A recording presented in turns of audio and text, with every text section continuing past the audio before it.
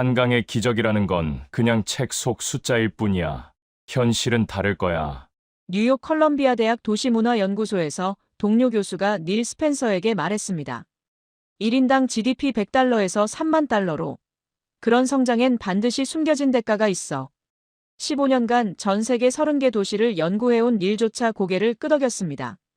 아마 환경 파괴, 노동 착취, 그런 것들이 뒤에 숨어 있겠지. 하지만 서울에서 일주일을 보낸 후 뉴욕으로 돌아온 닐의 첫 마디는 충격적이었습니다. 내가 뭘 본 건지 여러분도 믿지 못할 거예요. 기적은 숫자가 아니었어요. 기억이었어요. 도대체 서울에서 어떤 놀라운 진실을 목격했는지 지금 바로 알아보겠습니다. 잠깐만요. 혹시 지금 어디서 듣고 계신가요? 구독과 좋아요 미리 눌러주시면 건강하고 행복한 기운 듬뿍 받으실 거예요. 저는 닐 스펜서입니다. 뉴욕 컬럼비아 대학에서 도시문화를 연구하고 있어요. 지난 15년 동안 전 세계 30여 개 도시를 직접 취재해왔습니다. 그 중에서도 한강의 기적은 제가 가장 많이 다룬 주제였습니다. 대학 강의에서만 20번도 넘게 언급했어요. 뉴욕타임즈 칼럼에도 3차례나 썼죠. 국제도시포럼에서 발표할 때마다 빠지지 않는 사례였습니다. 하지만 정작 서울에 와본 적은 없었어요. 책과 논문으로도 충분하지 않나? 동료들도 그렇게 말했습니다. GDP 성장률, 산업화 지표, 도시화율. 다 나와 있잖아. 그런데 지금 인천공항에서 서울로 향하는 고속도로를 달리며 저는 당황하고 있었습니다. 이게 정말 그 서울인가? 창밖으로 펼쳐진 풍경이 제가 상상했던 것과 완전히 달랐어요. 논문에서 본 한강의 기적은 차가운 통계였습니다. 1962년 1인당 국민소득 87달러. 2023년 3만 2천 달러. 연평균 성장률 8.6%. 하지만 지금 제 눈앞에 펼쳐진 건 그런 숫자가 아니었습니다. 고속도로 양옆으로 끝없이 이어지는 현대식 아파트 단지들. 그 사이사이로 보이는 체계적으로 조성된 공원들. 멀리 서울 스카이라인이 뉴욕 맨해튼 못지않게 웅장했어요. 선생님, 처음 오시는 거예요? 택시 기사님이 물으셨습니다. 네, 처음이에요. 그럼 많이 놀라셨겠네요. 기사님이 자랑스럽게 말씀하셨습니다. 외국분들이 다들 그러시거든요. 생각했던 것보다 훨씬 발달돼 있네요. 60년 전만 해도 여기다 논밭이었어요. 기사님의 목소리에 감회가 묻어났습니다. 우리 아버지가 그 시절을 겪으셨거든요. 논밭이었다고요? 네. 한국 전쟁 끝나고 나서는 정말 아무것도 없었대요. 기사님이 창밖을 가리키셨습니다. 저는 가슴이 뭉클해졌습니다. 연구실에서 읽던 통계 뒤에 이런 생생한 이야기가 숨어 있었던 거군요. 기사님은 어떤 일을 하셨어요? 저요? 건설회사에서 30년 일했어요. 기사님이 웃으셨습니다. 지하철, 아파트, 다리. 서울의 절반은 제가 지었다고 해도 과언이 아니에요. 우리 세대는 정말 미친 듯이 일했거든요. 기사님의 목소리에 자부심이 묻어났습니다. 시내로 들어서자 한강이 모습을 드러냈습니다. 강 양쪽으로 현대적인 건물들이 늘어서 있었지만 강변은 온통 녹색 공원으로 덮여 있었어요. 저게 바로 한강공원이에요. 기사님이 설명해 주셨습니다. 세계에서 가장 긴 도심 공원 중 하나죠. 저는 숨이 멎을 것 같았습니다. 파리 센강, 런던 템스강과 비교해도 훨씬 규모가 컸거든요. 저 공원도 최근에 만든 건가요? 1980년대부터 시작해서 지금까지 계속 확장하고 있어요. 시민들이 쉴 공간을 만들자고 해서요. 서울역에 도착했을 때 저는 또 한 번 놀랐습니다. 역사 건물 자체가 현대적인 예술 작품 같았어요. 지하철을 타니 더욱 놀라웠어요. 노선도가 거미줄처럼 복잡하게 연결되어 있었습니다. 뉴욕 지하철보다 훨씬 체계적이고 깔끔했어요. 옆에 서 있던 젊은 남성이 영어로 말했습니다. 1974년에 시작됐어요. 지금은 23개 노선이에요. 23개 노선이요? 저는 깜짝 놀랐습니다. 뉴욕이 26개 노선인데 거의 비슷하네요. 외국인이세요? 어디서 오셨어요? 뉴욕에서 왔어요. 도시 연구를 하고 있습니다. 솔직히 충격받았어요. 저는 정직하게 대답했습니다. 생각했던 것보다 훨씬 발달되어 있거든요. 제 아버지는 1970년대에 시골에서 서울로 오셨거든요. 그가 설명했습니다. 그때는 지하철도 없었고 한강에 다리도 몇 개 없었대요. 지금은 다리가 몇 개나 돼요? 한강에만 30개가 넘어요. 그가 자랑스럽게 말했습니다. 지하철에서 내려 명동 거리를 걸었습니다. 뉴욕 타임스 스퀘어 못지않은 번화함이었어요. 하지만 뭔가 다른 느낌이었습니다. 질서가 달랐습니다. 사람들이 많았지만 시끄럽지 않았어요. 복잡했지만 어수선하지 않았습니다. 저녁에는 청계천을 찾아갔습니다. 도시 한복판에 맑은 물이 흐르고 있었어요. 15년 전 보건 프로젝트에 대해 논문으로만 읽었던 곳이었습니다. 당시 제가 쓴 논문 제목이 서울 청계천 보건 도시재생의 새로운 패러다임이었어요. 하지만 실제로 보니 완전히 달랐어요. 물소리가 도시의 소음을 부드럽게 감쌌습니다. 시민들이 여유롭게 산책하고 있었어요. 연인들이 손을 잡고 걸었고 가족들이 아이들과 함께 놀고 있었습니다. 다른 곳에서는 상상할 수 없는 광경이었거든요. 도심 한복판에 이런 자연 친화적 공간이 있다니. 물가에서 한 할아버지가 손자와 함께 앉아 계셨어요. 할아버지, 여기가 원래 어떤 곳이었어요? 손자가 물었습니다. 여기는 원래 개천이었단다. 할아버지가 설명하셨습니다. 그런데 복개도로로 덮여 있었지. 복개도로요? 도로를 만들려고 개천을 덮은 거야. 할아버지가 계속 말씀하셨습니다. 그러다가 다시 개천으로 만든 거지. 왜요? 시민들이 원했거든. 할아버지의 목소리에 자부심이 묻어났습니다. 우리가 요구했어. 저는 그 대화를 들으며 깊은 감동을 받았습니다. 시민들이 직접 요구해서 만든 공간이라니. 호텔에 돌아와서 노트에 첫날 소감을 적었습니다. 오늘 서울에서 본 것은 내가 15년간 연구해온 도시와 달랐다. 통계로는 알 수 없는 무언가가 있었다. 그리고 무엇보다 시민들의 자부심이 느껴졌다. 창밖으로 한강이 보였습니다. 도시의 불빛들이 강물에 반사되어 반짝이고 있었어요. 한강의 기적이 정말 기적인가? 저는 의문이 들었습니다. 그동안 저는 한강의 기적을 경제 성장률로만 이해했습니다. GDP, 수출액, 산업화 지수. 그런 숫자들로만 설명해왔어요. 하지만 오늘 본 서울은 숫자로 설명되지 않는 무언가가 있었습니다. 택시 기사님이 말씀하신 우리 부모님 세대가 열심히 일하셨다는 말이 계속 머릿속에 맴돌았어요. 청계천에서 만난 할아버지의 우리가 요구했어라는 말도요. 숫자 뒤에 사람이 있었구나. 저는 깨달았습니다. 제가 지금까지 연구해온 한강의 기적은 불완전했던 거예요. 경제성장의 메커니즘은 파악했지만 그 성장을 만든 사람들의 이야기는 놓치고 있었습니다. 내일부터 진짜 취재가 시작됩니다. 한강의 기적이 정말 무엇인지, 통계 뒤에 숨겨진 진짜 이야기가 무엇인지 직접 보고 들어보겠어요. 15년간 책상에서만 연구했던 도시문화 전문가로서 이번엔 제대로 배워보고 싶었습니다. 한강이 흘러가는 소리가 40층 높이까지 들리는 것 같았습니다. 그 소리에는 60년의 세월이 담겨 있는 듯 했어요. 그리고 수많은 사람들의 이야기가 흘러가고 있었습니다. 책으로만 알았던 기적을 이제 제대로 만나보자. 저는 다짐하며 잠에 들었습니다. 둘째 날 아침, 저는 서울역 사박물관을 찾았습니다. 한강의 기적을 제대로 이해하려면 과거부터 봐야 해요. 어제 만난 택시 기사님이 추천해 주신 곳이었어요. 박물관에 들어서자 1960년대 서울의 모습이 담긴 흑백 사진들이 벽을 가득 채우고 있었습니다. 충격적이었어요. 지금의 강남 자리에 논밭이 펼쳐져 있었습니다. 여의도는 그냥 모래섬이었고요. 한강에는 다리가 겨우 몇 개뿐이었어요. 이게 정말 지금의 서울과 같은 곳인가? 저는 믿을 수 없었습니다. 그때 뒤에서 목소리가 들렸습니다. 많이 놀라셨죠? 돌아보니 60대 중후반으로 보이는 남성이 서 계셨어요. 저는 강태영입니다. 서울시 도시재생본부에서 일했어요. 안녕하세요. 닐 스펜서입니다. 아, 미국에서 오신 도시 연구자분이시군요. 강태영 씨가 반갑게 인사했습니다. 소문 들었어요. 한강의 기적을 연구하러 오셨다고요. 네, 맞습니다. 혹시 이 변화 과정을 직접 보셨나요? 보기만 한 게 아니라 직접 참여했죠. 강태영 씨가 자랑스럽게 말했습니다. 청계천 복원부터 한강공원 조성까지 40년 동안 현장에 있었어요. 저는 깜짝 놀랐습니다. 살아있는 증인을 만난 거였어요.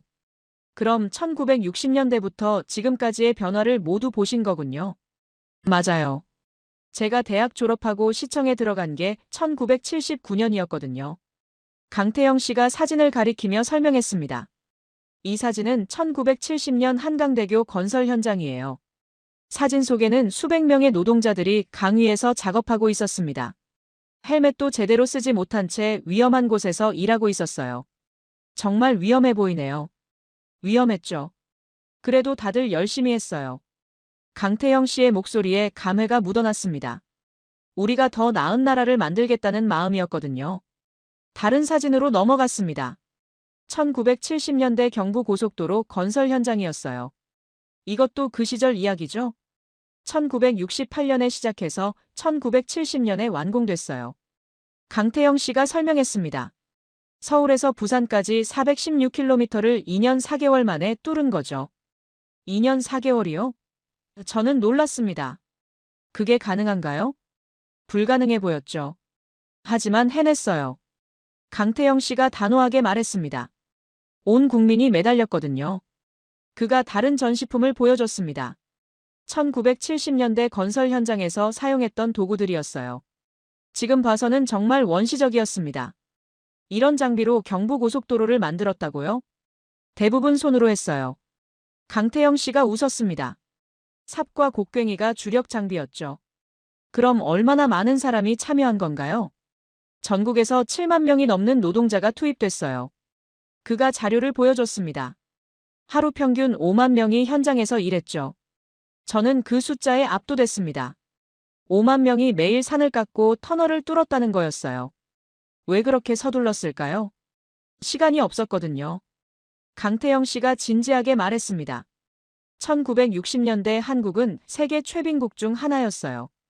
빨리 따라잡아야 했죠. 우리는 산업화 관련 전시관으로 이동했습니다. 1962년 제1차 경제개발 5개년 계획이 시작점이었어요. 강태영 씨가 설명했습니다. 목표가 연평균 7.1% 성장이었는데 실제로는 8.3%를 달성했죠. 어떻게 그런 성장이 가능했을까요? 수출 중심 전략이었어요. 그가 자료를 보여줬습니다. 섬유, 신발, 가발까지. 만들 수 있는 건 다 만들어서 팔았어요. 전시된 1960년대 공장 모형을 보니 정말 열악했습니다. 좁은 공간에 미싱들이 빼곡히 들어차 있었어요. 여기서 일하는 사람들은 어땠을까요? 대부분 농촌에서 온 젊은 여성들이었어요. 강태영 씨가 말했습니다. 가족을 먹여 살리기 위해 서울로 왔죠. 그때 한 관람객이 우리 대화를 듣고 있다가 끼어들었습니다. 저희 어머니도 그 시절 공장에서 일하셨어요. 40대 중반 정도의 여성이었습니다. 명동에 있는 의류 공장이었는데 하루 12시간씩 일하셨대요. 12시간이요? 네. 그래도 불평 안 하셨어요. 그녀가 계속 말했습니다. 저희를 학교 보내려고 그러신 거였거든요. 저는 또 가슴이 뭉클해졌습니다. 통계 뒤에 이런 개인적인 희생이 있었던 거군요. 오후에는 강태영 씨와 함께 한강을 따라 걸었습니다. 여기가 1970년대 현대조선소가 있던 자리예요. 그가 지금의 여의도 공원을 가리켰습니다. 조선소가 여기 있었다고요? 네. 지금은 믿기 어렵겠지만요. 강태영 씨가 웃었습니다. 그때는 한강변이 온통 공장지대였거든요. 언제까지 있었나요? 1980년대 중반까지요. 그가 설명했습니다. 그 후에 공장들이 외곽으로 이전하면서 지금의 공원이 됐죠. 우리는 계속 걸으며 이야기했습니다. 닐 박사님, 한 가지 궁금한 게 있어요. 강태영 씨가 물었습니다. 미국에서는 한강의 기적을 어떻게 보나요? 경제성장의 성공 모델로 봅니다. 저는 솔직하게 답했습니다. 압축성장의 전형적인 사례라고 평가하죠. 압축성장이요? 짧은 시간에 급속한 발전을 이룬 거니까요. 제가 설명했습니다. 서구에서는 200년 걸린 산업화를 한국은 30년 만에 해냈다고 봐요. 맞는 말이에요. 하지만 중요한 걸 놓치고 있어요. 강태영 씨가 말했습니다. 뭘 놓치고 있나요? 사람이요. 그가 단호하게 말했습니다. 숫자로는 성장률과 수출액만 보이지만 실제로는 사람들의 희생과 노력이었어요. 어떤 의미인가요? 도시는 기술로 짓지만 기억은 사람으로 남는다는 뜻이에요. 강태영 씨가 깊이 있게 말했습니다. 저는 그 말에 깊은 인상을 받았습니다. 제가 놓치고 있던 부분이 바로 그거였어요. 강 선생님, 그럼 한강의 기적에서 가장 중요한 건 뭔가요? 집단적 의지죠. 그가 확신에 차서 말했습니다. 우리는 할 수 있다는 믿음이 현실이 된 거예요. 집단적 의지라니요?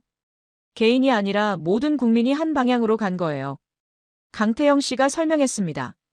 대통령부터 공장 노동자까지 모두가 우리가 잘 살아보자는 마음이었죠. 해질녘에 한강대교 위에서 서울 시내를 바라봤습니다. 60년 전 논밭이었던 곳에 지금은 거대한 도시가 펼쳐져 있었어요. 정말 대단하네요. 저는 감탄했습니다. 대단한 게 아니라 당연한 거예요. 강태영 씨가 말했습니다. 우리가 살 곳을 우리가 만든 거니까요. 그 과정이 힘들지 않았나요? 힘들었죠. 하지만 희망이 있었어요. 그의 목소리에 자부심이 묻어났습니다. 내일은 오늘보다 나아질 거라는 희망이요. 저는 그날 밤 호텔에서 깊은 생각에 잠겼습니다. 한강의 기적이 단순한 경제성장이 아니라는 걸 알게 됐어요. 그 뒤에는 수천만 명의 개인적 희생과 노력이 있었습니다. 그리고 무엇보다 미래에 대한 확고한 믿음이 있었어요. 이게 바로 내가 놓치고 있던 부분이구나. 저는 깨달았습니다. 통계는 결과를 보여주지만 과정은 보여주지 못해요. 한강의 기적은 숫자가 아니라 사람들의 마음이 만든 기적이었습니다. 내일은 청계천을 더 자세히 살펴볼 예정입니다. 강태영 씨가 직접 참여한 복원 프로젝트를 말이에요. 과거를 복원해서 미래를 만든다는 게 무슨 의미일까? 저는 궁금했습니다. 셋째 날 강태영 씨와 함께 청계천 복원 현장을 자세히 둘러봤습니다. 여기가 제가 30년 동안 꿈꿔온 곳이에요. 강태영 씨가 청계광장을 바라보며 말했습니다. 2003년 7월 1일 복원공사가 시작된 날을 지금도 기억해요. 30년 동안 꿈꿔오셨다고요? 1970년대부터 청계천을 되살리고 싶었거든요. 그가 옛 사진을 보여주었습니다. 원래 이곳은 서울의 젖줄이었어요.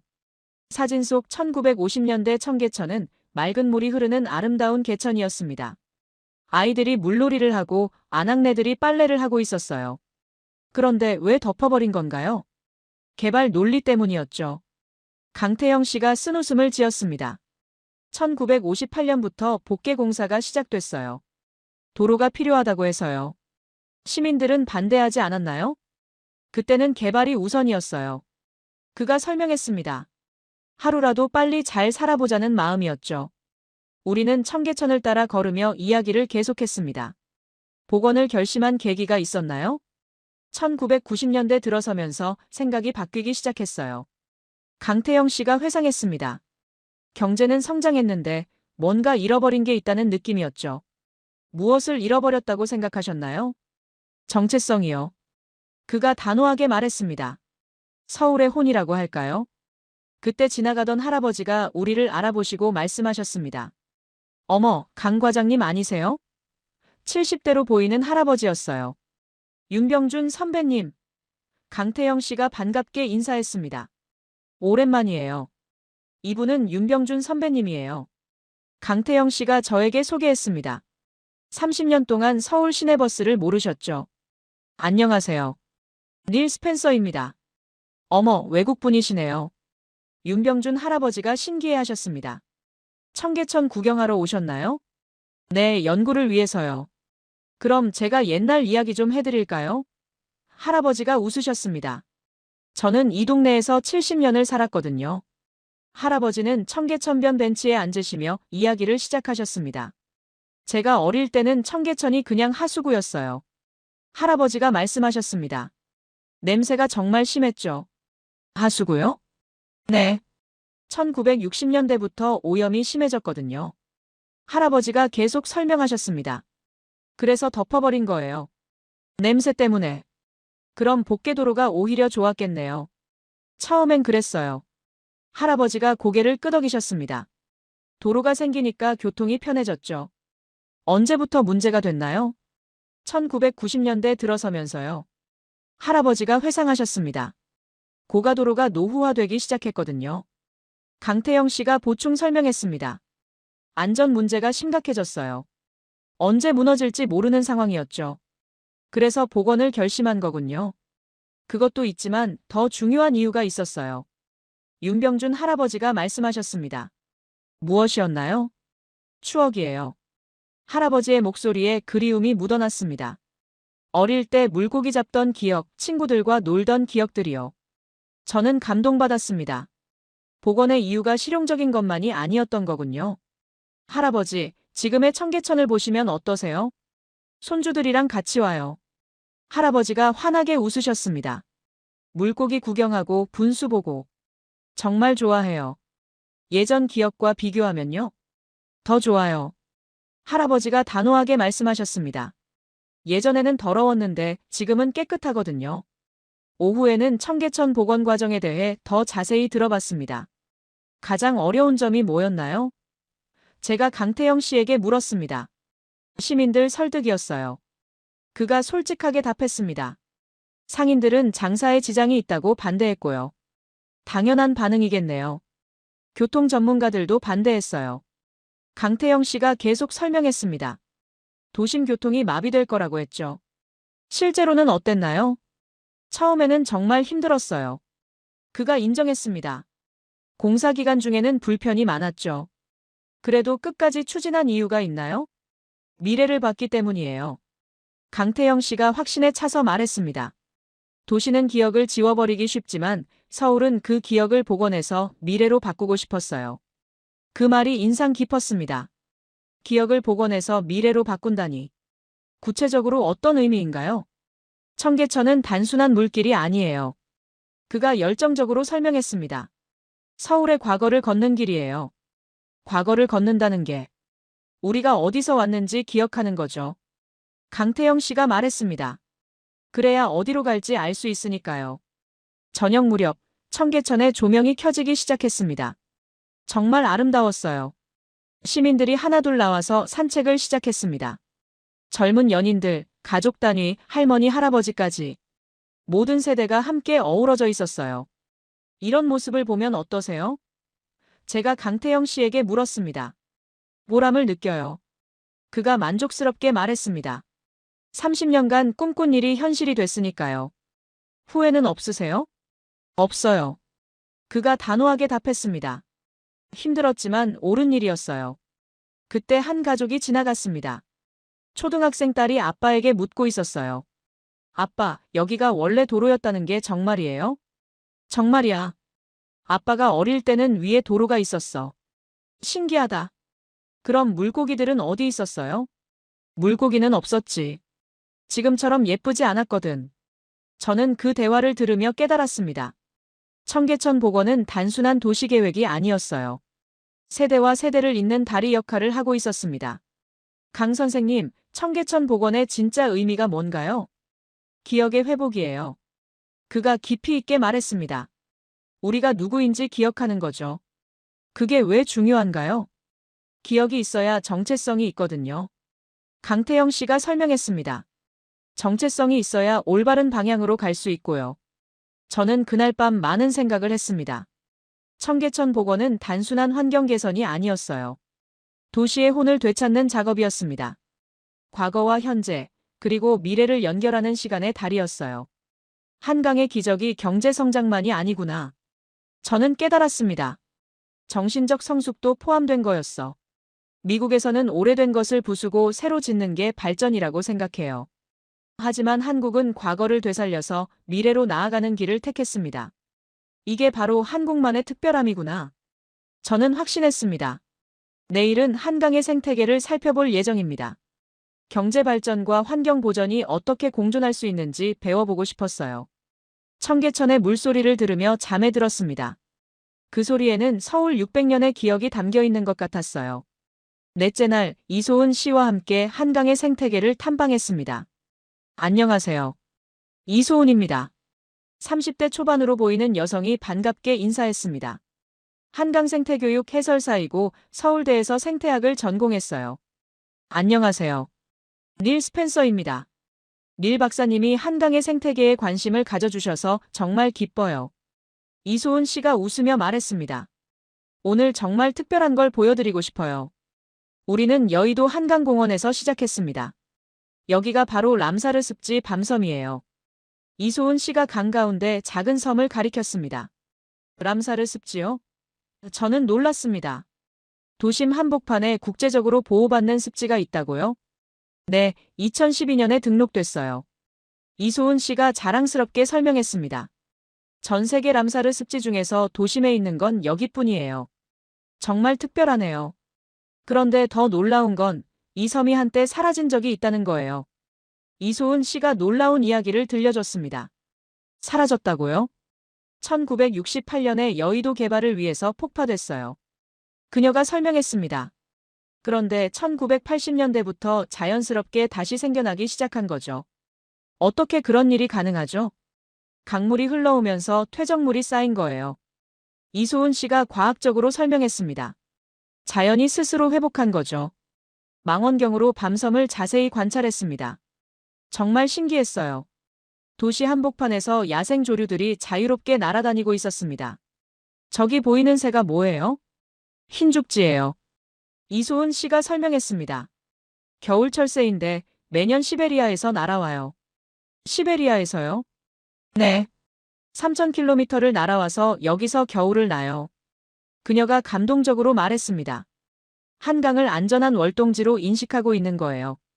저는 깊이 감동받았습니다. 야생동물들이 서울을 안전하다고 생각한다니. 다른 새들도 많나요? 지금까지 126종이 관찰됐어요. 이소은 씨가 자료를 보여줬습니다. 맹금류부터 물새까지 다양해요. 126종이라니 정말 많네요. 런던 템스 강보다 많아요. 그녀가 비교해 주었습니다. 파리 생강과 비교해도 훨씬 풍부하고요.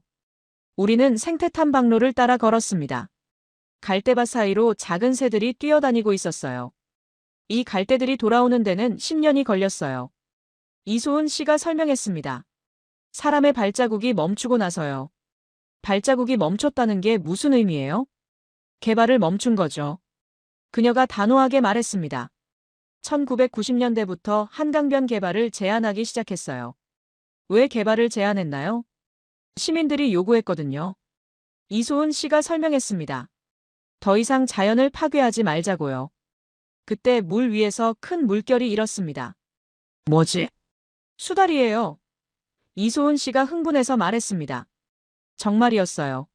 수달 한 마리가 물 위로 머리를 내밀고 있었습니다. 수달이 한강에 살아요?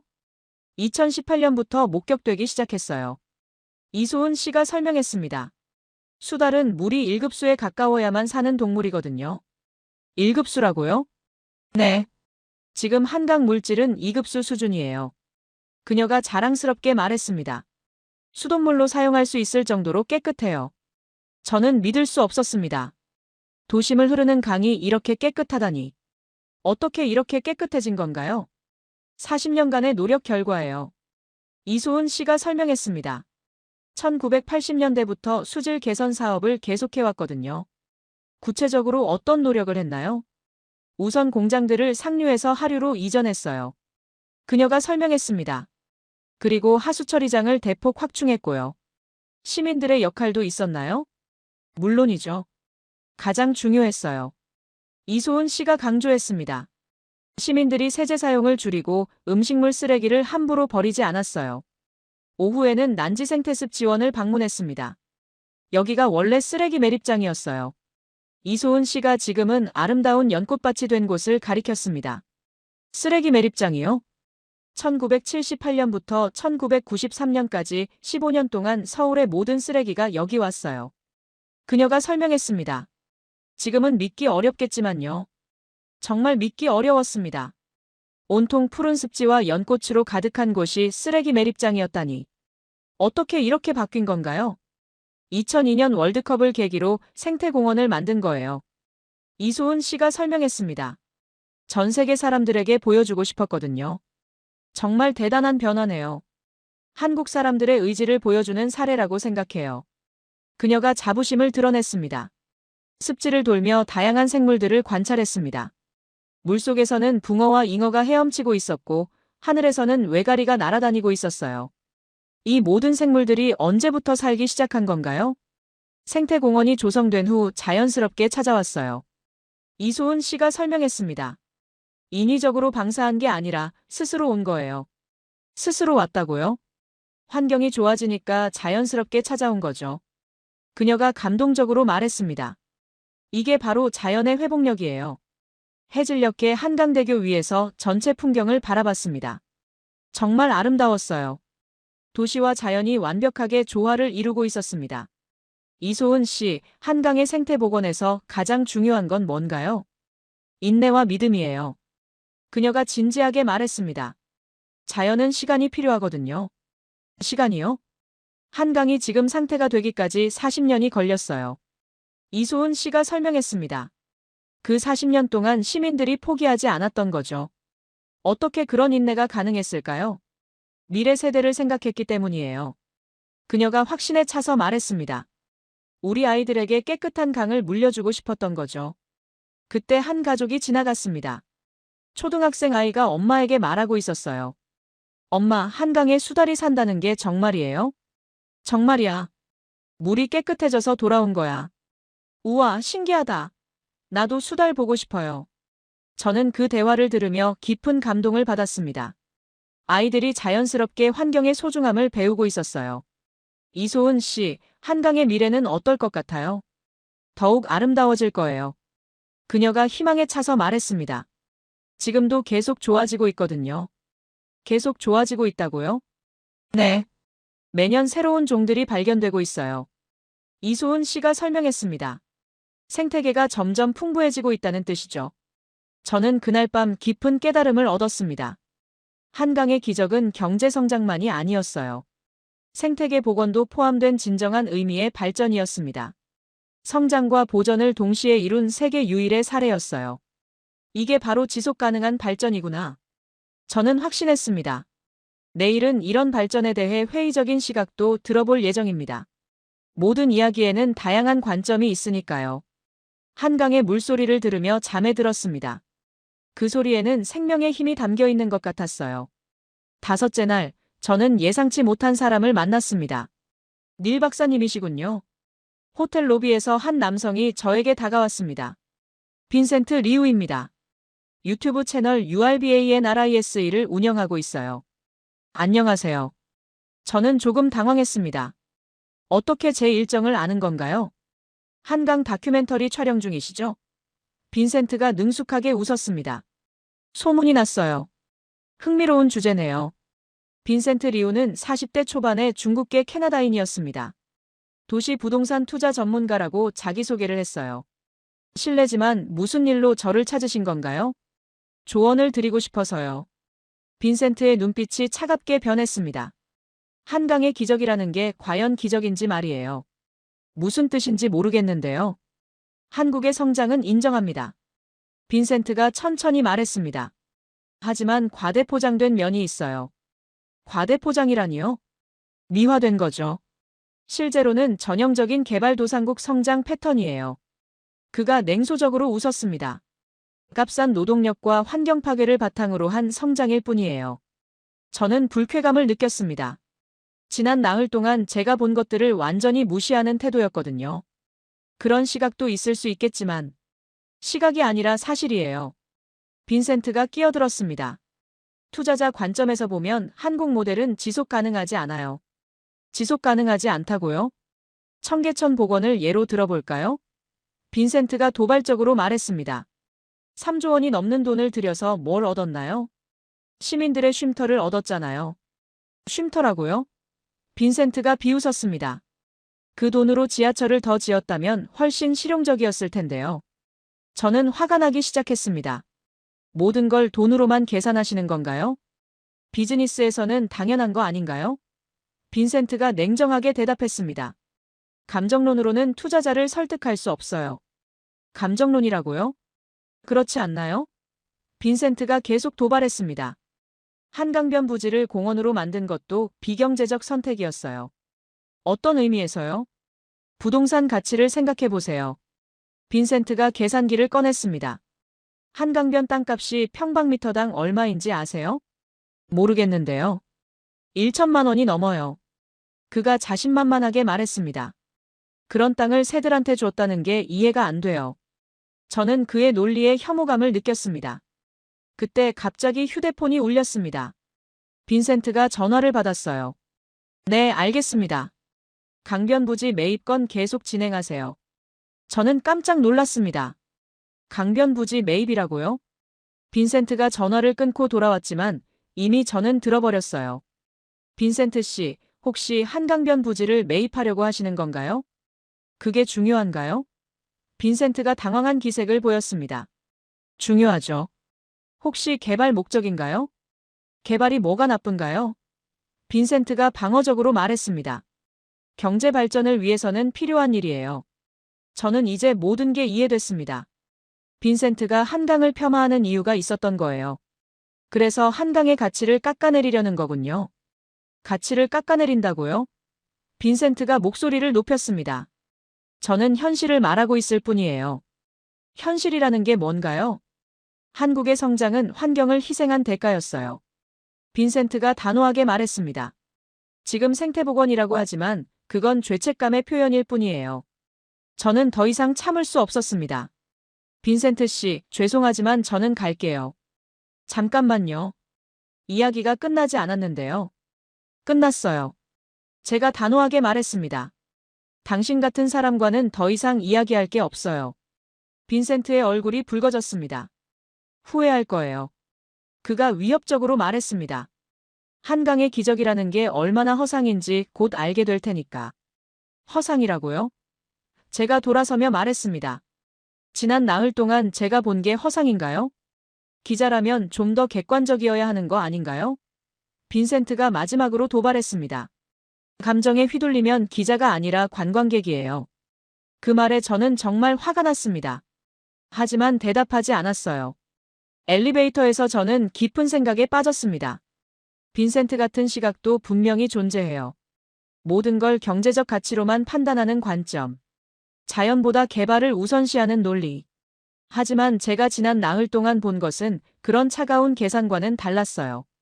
강태형 씨의 30년간의 꿈. 윤병준 할아버지의 기억. 이소은 씨의 열정. 그리고 시민들의 자발적 참여. 이런 것들을 어떻게 돈으로 환산할 수 있을까요? 오후에 다시 청계천을 찾았습니다. 혼자 걸으며 생각을 정리하고 싶었어요. 청계천에는 여전히 많은 시민들이 산책을 하고 있었습니다. 아이들이 뛰어놀고 할머니들이 담소를 나누고 있었어요. 이 모든 게 정말 허상일까? 저는 자문했습니다. 그때 한 시민이 저에게 다가왔습니다. 50대 중반 정도의 남성이었어요. 외국분이시죠? 청계천 구경하러 오셨나요? 네, 연구 때문에요. 연구요? 무슨 연구세요? 도시 문화에 관한 연구입니다. 그럼 청계천이 어떠세요? 그가 관심 있게 물었습니다. 정말 인상 깊어요. 저는 솔직하게 답했습니다. 이런 공간이 도심에 있다는 게 놀라워요. 저도 처음에는 반대했어요. 그가 의외의 말을 했습니다. 반대하셨다고요? 네. 교통이 불편해질 거라고 생각했거든요. 그가 웃으며 말했습니다. 실제로 처음에는 정말 불편했어요. 지금은 어떠세요? 지금은 없으면 안 될 곳이에요. 그가 확신에 차서 말했습니다. 제 인생의 일부가 됐거든요. 인생의 일부라니요? 매일 여기서 산책해요. 그가 설명했습니다. 스트레스를 풀고 마음의 평화를 찾는 곳이죠. 그런 가치는 돈으로 환산할 수 없겠네요. 맞아요. 그가 고개를 끄덕였습니다. 어떤 건 돈으로 살 수 없거든요. 저는 그 말에 깊은 감동을 받았습니다. 빈센트가 놓치고 있는 부분이 바로 이거였어요. 돈으로 살 수 없는 가치. 마음의 평화, 삶의 질, 공동체 의식. 이런 것들이야말로 진정한 발전이 아닐까요? 저녁에 호텔에서 지금까지의 경험을 정리했습니다. 한강의 기적에는 두 가지 시각이 존재해요. 빈센트 같은 경제 중심적 관점. 그리고 시민들의 삶의 질 중심적 관점. 어느 쪽이 옳은 걸까요? 제가 내린 결론은 이것이었어요. 진정한 발전은 경제 성장과 삶의 질 향상이 함께 이루어져야 한다는 것. 한국이 바로 그런 발전을 이뤄낸 거였어요. 내일은 마지막 날이구나. 저는 아쉬웠습니다. 하지만 이미 충분히 많은 걸 배웠어요. 한강의 기적이 무엇인지, 그리고 그 기적이 어떻게 만들어졌는지. 이제 이 이야기를 세상에 전할 차례였습니다. 마지막 날 저녁 한강공원 반포대교 근처에서 저는 지난 일주일을 돌아보고 있었습니다. 루카스가 카메라 장비를 정리하며 제 옆에 앉았습니다. 닐, 정말 대단한 일주일이었어. 저는 말없이 한강을 바라봤습니다. 강물이 황금빛으로 흐르고 있었고 멀리 63빌딩이 석양을 받아 빛나고 있었어요. 천천히 입을 열었습니다. 루카스, 나는 여기 오기 전까지 한강의 기적이 뭔지 정말 몰랐어. 루카스가 고개를 끄덕였습니다. 책에서 읽은 건 숫자였고 데이터였어. 제 목소리에 감정이 섞였습니다. 1인당 GDP, 수출 증가율, 도시화 지수. 그런 차가운 통계들이었어. 하지만 지금은 다르지. 완전히 달라. 저는 확신에 차서 말했습니다. 지금 내가 본 건 숫자가 아니라 사람들의 땀이었고 시간이었고 믿음이었어. 루카스가 카메라를 들어 제 모습을 담기 시작했습니다.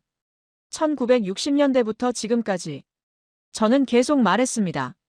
멀리 앞을 내다본 지도자들이 있었고 그 지도자들을 믿고 묵묵히 일해온 국민들이 있었어.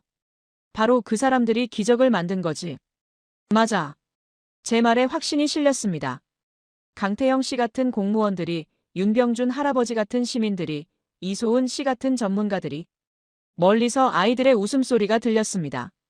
가족들이 한강변에서 피크닉을 즐기고 있었어요. 정말 놀라워. 저는 감탄하며 말했습니다. 책에서 배운 것보다 훨씬 더 드라마틱해. 루카스가 조용히 들어주고 있었어요. 저는 카메라를 향해 마지막 나레이션을 시작했습니다. 한강은 단순한 강이 아닙니다. 제 목소리가 저녁 공기를 가르며 퍼져나갔어요. 이 강은 전쟁의 폐허에서 시작되었습니다. 1953년 한국전쟁이 끝났을 때 한강에는 부서진 다리와 절망만 있었어요. 멀리 한강대교에 불빛이 보였습니다. 강태영 씨가 말씀하신 그 다리였어요. 하지만 사람들은 포기하지 않았습니다. 1960년대부터 시작된 경제개발, 공장 노동자들의 밤샘 작업, 건설 현장에서 흘린 땀방울들. 제 목소리에 떨림이 있었습니다. 그리고 1970년대 청계천을 덮어버릴 때도 사람들은 언젠가 다시 되살릴 꿈을 품고 있었어요. 30년을 기다린 강태형 씨처럼 말이에요. 저 멀리 청계천 방향에서 불빛이 반짝이고 있었습니다. 2003년 청계천 복원은 단순한 도시계획이 아니었습니다. 그것은 기억의 복원이었어요. 우리가 누구인지, 어디서 왔는지 기억하는 일이었어요. 루카스가 저를 바라보고 있었습니다. 그의 눈에도 감동이 서려 있었어요. 그리고 이제 이 강에는 수달이 헤엄치고 물수리가 날아다닙니다. 제 목소리가 더욱 확신에 찼습니다. 도심 한복판에 람사르 습지가 있고 126종의 야생조류가 시베리아에서 날아와요. 이것이 바로 진정한 기적입니다. 하늘에서 철새무리가 비자를 그리며 날아가고 있었습니다. 이 모든 걸 가능하게 한 건 특별한 기술이나 막대한 자본이 아니었습니다. 제 목소리가 더욱 감동적으로 변했습니다. 평범한 사람들의 비범한 꿈이었어요. 윤병준 할아버지처럼 30년 동안 버스를 운전하며 도시를 만든 분들. 이소은 씨처럼 10년을 기다리며 갈대의 복귀를 지켜본 분들. 눈물이 날 것 같았습니다. 이분들이 40년 동안 한마음으로 지켜낸 강입니다. 경제 성장만 추구한 게 아니라 다음 세대를 위해 환경도 함께 생각한 거예요. 어둠이 완전히 내렸습니다. 하지만 강물은 여전히 반짝이고 있었어요. 도시의 불빛을 받아 금빛으로 흐르고 있었습니다.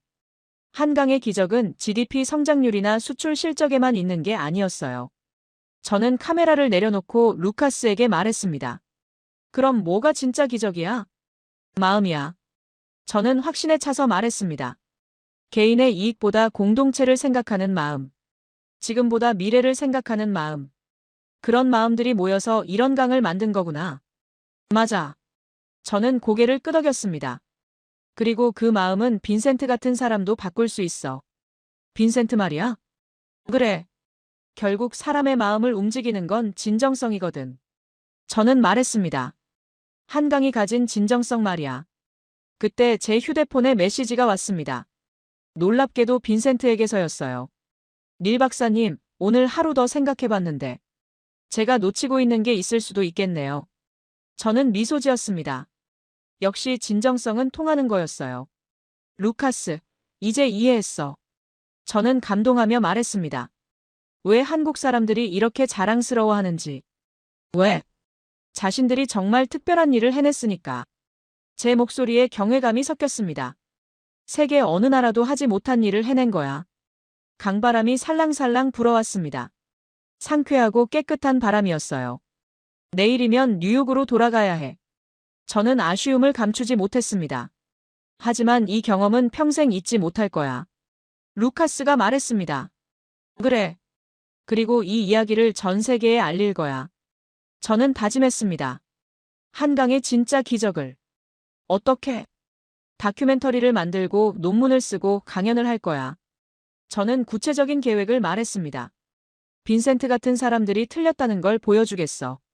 달빛이 강물에 길게 비치고 있었습니다. 그 빛을 따라 내일의 꿈들도 흘러갈 것 같았어요. 한강은 정말 기적의 강이야. 저는 확신하며 말했습니다. 그리고 그 기적은 아직도 계속되고 있어. 어떤 의미에서? 이 이야기가 세계로 퍼져나갈 거야. 저는 흥미진진하게 말했습니다. 그럼 다른 도시들도 한강을 배우려 할 거고. 정말 그럴까? 확신해. 저는 단호하게 말했습니다. 진정성은 국경을 넘어서거든. 그날 밤, 저는 일주일간의 경험을 정리했습니다. 한강의 기적은 숫자로 설명할 수 없는 무언가였어요. 사람들의 꿈과 희생, 인내와 믿음이 만든 진정한 기적이었습니다. 그리고 이제 그 이야기를 세상에 전할 차례였습니다. 한 사람의 도시문화 연구자로서 한강에서 받은 감동을 나누는 일. 그것이 제가 할 수 있는 최고의 보답이었어요. 한강은 흘러가고 있었습니다. 60년의 기적을 품고, 그리고 앞으로의 기적을 기대하며.